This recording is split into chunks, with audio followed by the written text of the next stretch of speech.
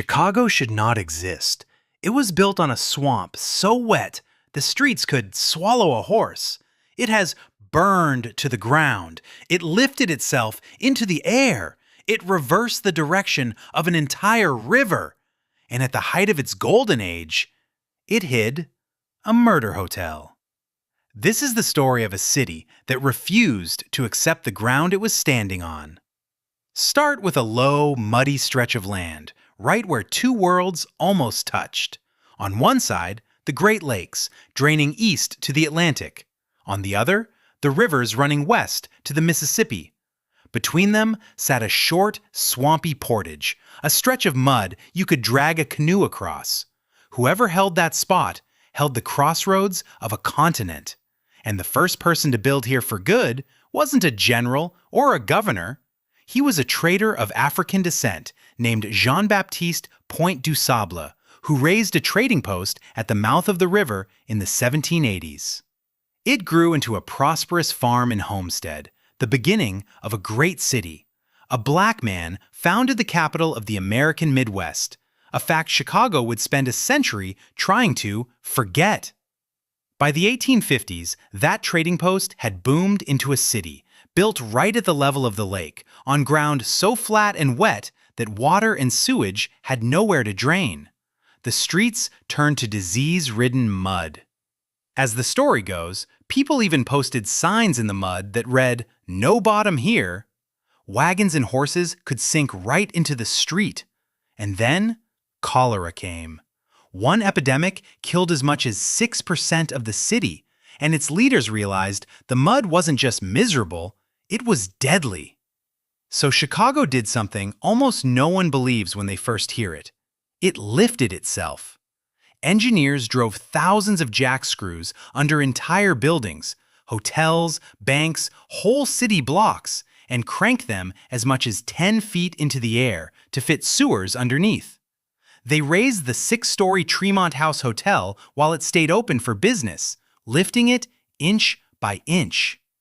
A young engineer named George Pullman made his name turning those screws. And then, on a bone-dry night in October of 1871, it all burned. Forget the cow kicking over a lantern. That story was never proven. A legend, not history. The truth is worse. The city was built almost entirely of wood. The houses, the sidewalks, even the streets. Once the fire caught, it made its own wind. And when a burning timber lodged in the city's waterworks, the pipes ran dry, and Chicago was helpless. The flames leapt the river the city thought would stop them. 3 days later, the heart of Chicago was gone. 17,000 buildings, more than 3 square miles, as many as 300 dead, and a third of the city homeless. But the fire didn't kill Chicago, it cleared the board. With the old city in ashes and land prices climbing, architects asked a dangerous question. What if a building didn't have to rest on thick, heavy walls? What if you hung it on a skeleton of steel instead? In 1885, the first one went up, the Home Insurance Building, held up from the inside by an iron and steel frame. The walls no longer carried the weight, the skeleton did. And suddenly, a building could rise 10 stories, then 20, then 100. It's widely considered the first skyscraper, and nearly every glass tower on Earth traces back to it. And now, Chicago fed the nation. Its stockyards processed so much meat, the city earned a nickname, Hog Butcher for the World. Then a writer named Upton Sinclair went inside and wrote down everything he saw. The country was so horrified, it passed its first food safety laws within months. "I aimed at the public's heart," Sinclair said, "and by accident, I hit it in the stomach." And in 1893, Chicago threw the planet a party it had never seen. The World's Fair, a gleaming white city lit by electricity where the very first Ferris wheel, 264 feet tall, lifted 2,000 people at once above the crowds. 27 million people came. But not every wonder in Chicago was meant to amaze.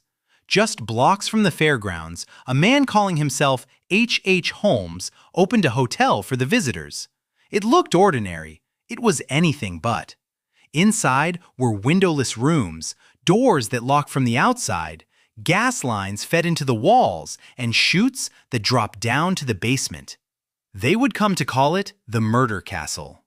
Holmes used the fair's endless stream of strangers as his hunting ground.